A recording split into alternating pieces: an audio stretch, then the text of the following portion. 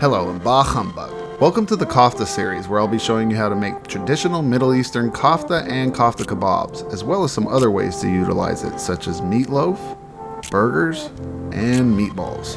In a mixing bowl, add 1 pound of ground meat. You can really use any kind of meat you want. For this video, I'm using beef. Next, add 1 onion, small diced, 1 bunch of parsley, chopped, 2 teaspoons of salt, 1 teaspoon of pepper, half a teaspoon of allspice, 1 teaspoon of cinnamon, 1 teaspoon of sumac, and 4 tablespoons of breadcrumbs. And just a disclaimer here, I know my thumb looks dirty, but I can assure you it is not. I smashed it between 2 logs, so that's why it looks that way.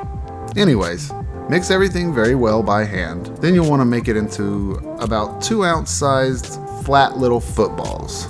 American footballs, not soccer balls. That's the meatball video. To cook them, just place them in a pan on medium-high heat for about 3 to 4 minutes on each side. Alternatively, you can also bake them in the oven. Here I've made some into more of a sausage link shape, and I'm going to bake them in the oven for about 15 to 20 minutes at 350 degrees. While they're baking, let's make some Lebanese style rice and pasta to go along with it, or as I like to call it, Lebanese rice-a-roni. In a large pot, add about a tablespoon of oil. Then add about a handful of noodles broken into thirds. You can use any kind of noodles you want, really. In fact, I like to use multiple kinds, which will give the final product several different textures. In this video, I'm using spaghetti, vermicelli, angel hair, and linguine. Now cut the heat on, and once they start to cook, start stirring them and keep stirring. Sorry for this shot, I bumped the camera and didn't notice. There, that's better. Continue stirring until all the pasta has browned.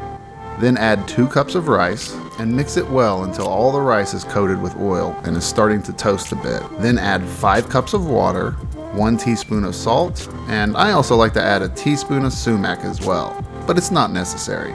Give it 1 more stir, then cover it with a lid and reduce the heat down to low. After about 15 to 20 minutes, all the water should be absorbed and it should be ready to serve. Now let's take a small mixing bowl and add some of our rice, some sumac, some parsley, a little salt, and a pinch of pepper. Give that a toss, throw it on a plate, and we'll add our baked kafta to this one. Now back to our pan-fried ones. I'm just going to serve this with some pita bread and tahini sauce. I'll put a link in the top right corner to the tahini sauce.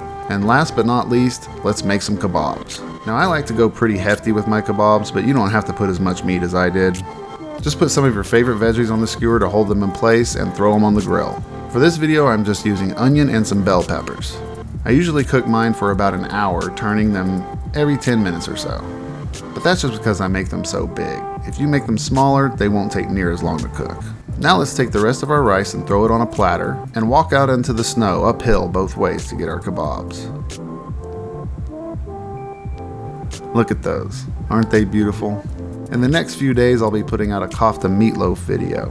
Or if you're watching this from the future, here's a link to the video here. Also, if you'd like to support the channel, you can for as little as $1 a month on Patreon. Link in the description. Thanks for watching, everyone. Goodbye, good night, and as always, bah humbug.